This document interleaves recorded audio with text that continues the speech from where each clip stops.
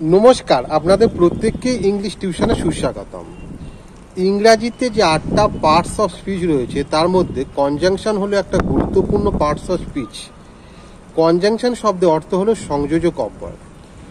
কনজাংশনে একটা গুরুত্বপূর্ণ ভাগ হলো কোঅর্ডিনেটিং কনজাংশন।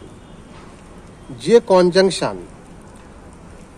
একই রকম ব্যাকরণগত পরিকাঠামো সম্পন্ন বিভিন্ন ওয়ার্ড, ফ্রেজ এবং ক্লজকে যুক্ত করে তাকে কোঅর্ডিনেটিং কনজাংশন বলা হয়।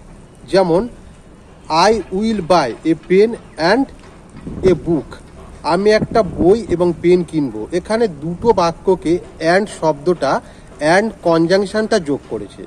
আর একটা হলো she is poor yet she is happy, সে গরিব তো তথাপি সে সুখী। এখানে ইয়েট শব্দটা হলো কোঅর্ডিনেটিং কনজাংশন।